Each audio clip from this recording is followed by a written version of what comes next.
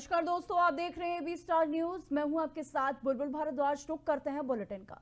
भारत के पूर्व प्रधानमंत्री मनमोहन सिंह की अस्थियों को दिल्ली में गुरुद्वारा मजनू का टीला साहिब के पारी यमुना घाट पर विसर्जित किया गया। बीते दिन निगम बोध घाट पर पूरे राजकीय सम्मान के साथ उनका अंतिम संस्कार किया गया था। दिल्ली में गुरुद्वारा मजनू का टीला साहिब के पास यमुना घाट पर एक भव्य समारोह का आयोजन भी किया गया, जिसमें पूर्व प्रधानमंत्री मनमोहन सिंह का अंतिम संस्कार किया गया। वहीं निगम बोध घाट पर उनके अंतिम संस्कार के दौरान पूरे राजकीय सम्मान के साथ उनकी अस्थियों का विसर्जन किया गया। इस कार्यक्रम में उनके परिवार के साथ साथ उनके मित्र, सहकर्मी और सरकार की जाने मानी हस्तियां भी शामिल हुई, जिन्होंने सम्मानित नेता को अंतिम विदाई दी।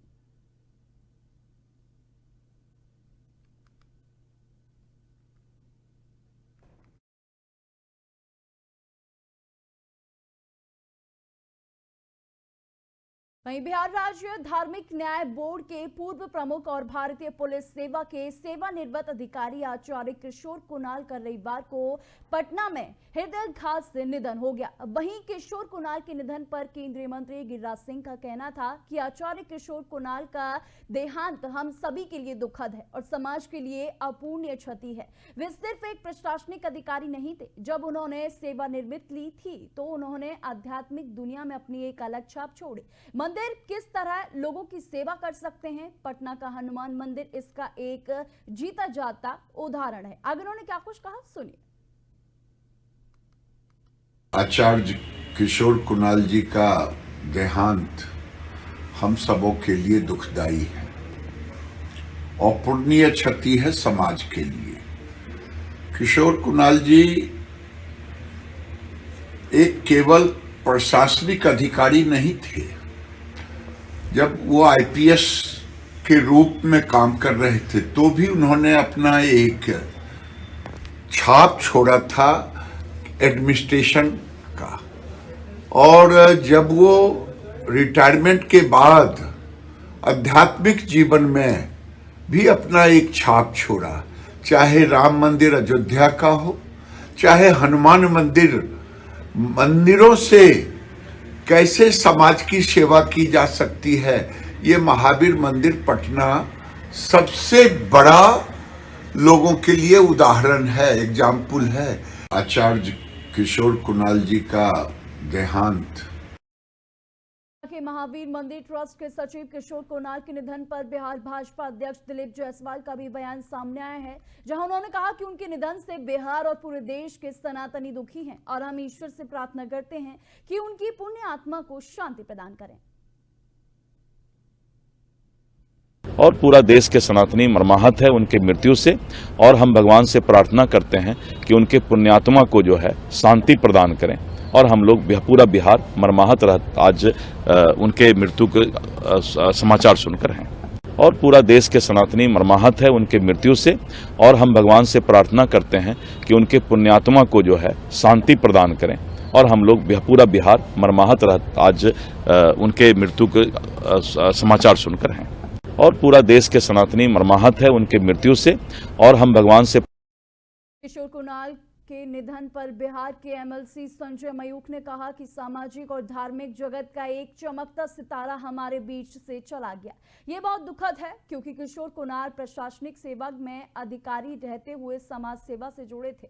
बिहार की यही नहीं बल्कि देश के कई क्षेत्रों में उनकी महत्वपूर्ण भूमिका को कभी भी भुलाया नहीं जा सकता। हम सभी उनके प्रति अपनी गहरी संवेदनाएं व्यक्त करते हैं। धार्मिक जगत का एक दे दीप्यमान नक्षत्र हम सबके बीच से लोप हो गया है। यह बहुत ही दुखद है क्योंकि किशोर कुणाल जी प्रशासनिक सेवा के अधिकारी रहते हुए समाज सेवा में जिस प्रकार से रत थे, बिहार के ही नहीं अपितु देश के अनेक क्षेत्रों में जो उनकी महती भूमिका थी वो कभी भुलाया नहीं जा सका।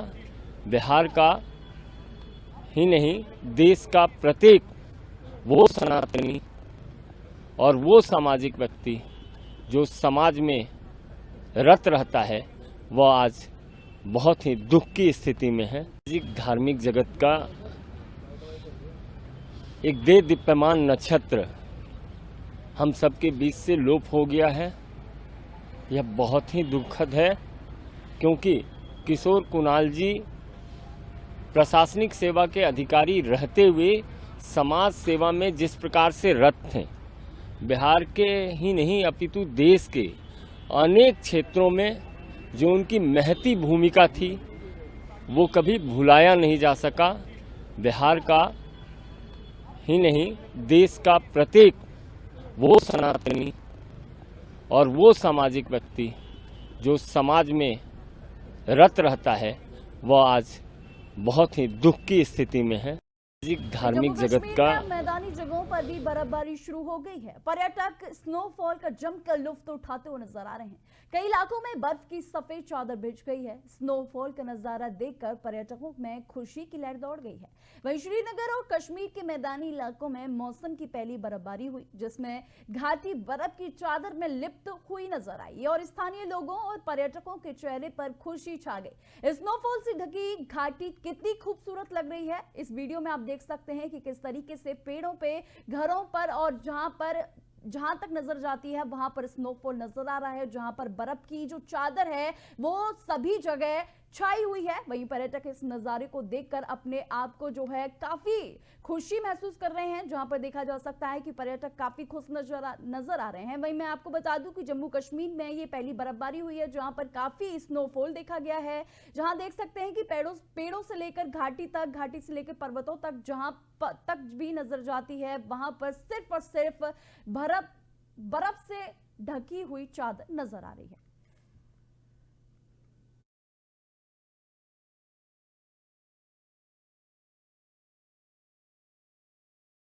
कानपुर की मेयर प्रेमिला पांडे लगातार शहर में मंदिरों की देखरेख में लगी हुई हैं। जिन मंदिरों में सफाई नहीं हो रही है उनके कब्जे हटाने और सफाई का जिम्मा लेकर मेयर लगभग रोजाना नगर निगम और पुलिस की टीम के साथ सड़कों पर उतरकर जायजा लेते हुए मंदिरों के रखरखाव की पड़ताल करती हुई नजर आ रही हैं। वहीं आज भी मेयर मुस्लिम बाहुल्य क्षेत्र अनवरगंज बांस मंडी इलाके में कब्जा मुक्त कराए गए मंदिर का अचानक निरीक्षण करने के लिए पूरे दलबल के साथ पहुंची। मेयर ने बताया है कि उन्होंने अब तक 15 मंदिरों को कब्जा मुक्त कराया है और 125 मंदिर चिन्हित किए गए हैं। मेयर ने आगे बताया कि वो रोजाना 1 घंटे शहर में घूमकर मंदिरों का जायजा लेंगी। वहीं उनके साथ जो है पुलिस टीम को लीड कर रहे एसीडीपी राजेश श्रीवास्तव ने बताया कि मेयर साहिबा जिन मंदिरों को कब्जा मुक्त करा रही हैं उन पर फिर से अतिक्रमण ना हो, इसके लिए पुलिस कर्मियों की तैनाती भी की जा रही है। जहां पर आप देख सकते हैं कि मेयर जो है पुलिस दल बल के साथ जो है वो नजर आ रही हैं। जहां पर वो मंदिर में भी पूजा करती हुई नजर आ रही हैं। जहां पर उनका सीधा सीधा ये कहना है कि जितने भी अतिक्रमणकारियों के द्वारा जो मंदिरों पर कब्जा किया गया है वो उनके लिए अभियान चलाकर इन मंदिरों को जो है अतिक्रमण मुक्त कराएंगी। आज ये अनवरगंज थाने के अंतर्गत एक शिवाला मंदिर था, वहीं आई हूँ। मंदिर की स्थिति बहुत खराब है, चारों तरफ मंदिर के कब्जे हैं, उसको मैं हटाऊँ, वही हटवाऊँ, उनको भी हटाऊँ।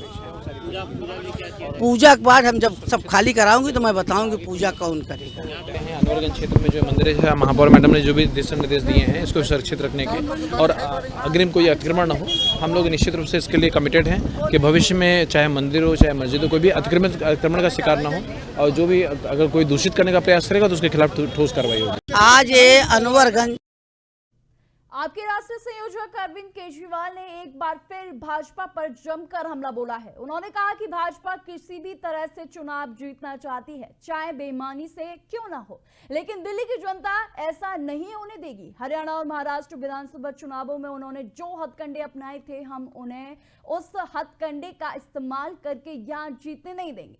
अरविंद केजरीवाल ने कहा कि भाजपा दिल्ली चुनाव में अपनी हार मानकर बेईमानी पर उतर आई है। दिल्ली में भाजपा के पास ना ही उम्मीदवार हैं और ना ही मुख्यमंत्री का चेहरा है। अब भाजपा बेईमानी करके चुनाव जीतने की कोशिश कर रही है, वो वोट कटवाने की साजिश रच रही है।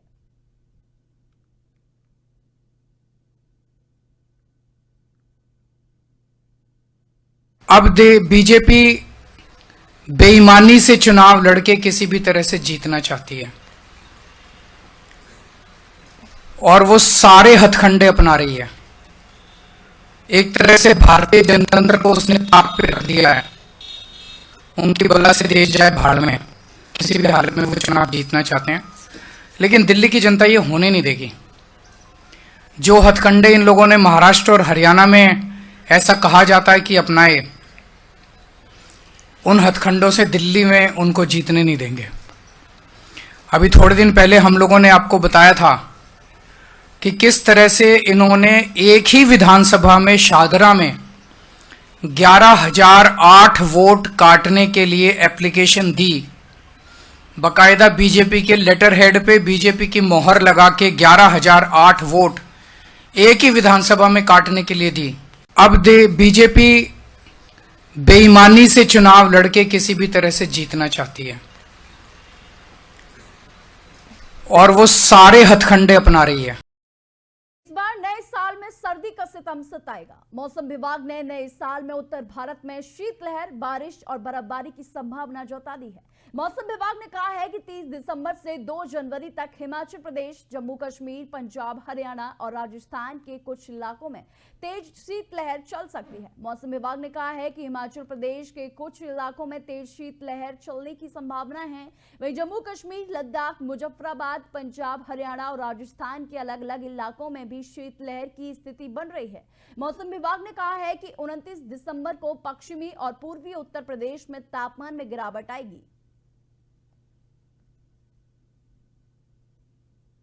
वहीं आप देख सकते हैं कि राजस्थान में भी काफी शीतलहर देखी जा रही है। वहीं जम्मू कश्मीर में पहली बर्फबारी जो है वो पड़ने लग गई है, जहां पर हर जगह जो है बर्फ की चादर देखी जा सकती है। वहीं दिल्ली की बात की जाए तो दिल्ली में भी मौसम विभाग ने जो है अलर्ट जारी कर रखा है, जहां पर शीतलहर जो है देखी जा रही है। वहीं मैं आपको बता दूं कि जिस तरीके से रिमझिम बारिश जो हो रही है दिल्ली के कई इलाकों में, वहां पर उसने जो है दिल्ली की जो ठंड है वो बढ़ा दी है। वहीं बात की जाए पंजाब की तो पंजाब में भी आप घना कोहरा देख सकते हैं कि किस तरीके से घना कोहरे में जो है व्यक्ति जो है अपना सफर कर रहे हैं। वहीं जो पश्चिमी उत्तर भारत के जो वो राज्य हैं उन पर जो है आईएमडी का जो है चेतावनी दी है कि शीतलहर जो है अब बढ़ती ही जा रही है। वहीं आप राजस्थान में भी देख सकते हैं किस तरीके से जो है गाड़ियों पर भी बर्फबारी देखी जा सकती है और शीतलहर जिस तरीके से अब बढ़ती जा रही है वो नए साल में इसका कहर जो है वो देखने के लिए मिलेगा।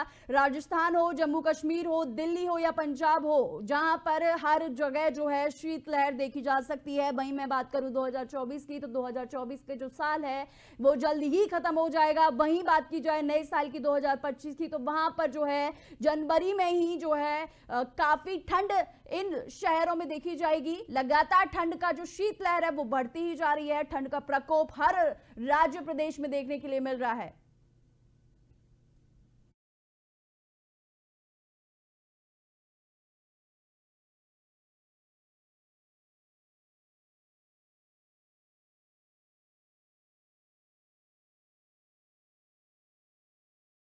बुलेटिन में सिर्फ इतना ही। देश और दुनिया की तमाम खबरों के लिए देखते रहिए सिर्फ और सिर्फ एबी स्टार न्यूज।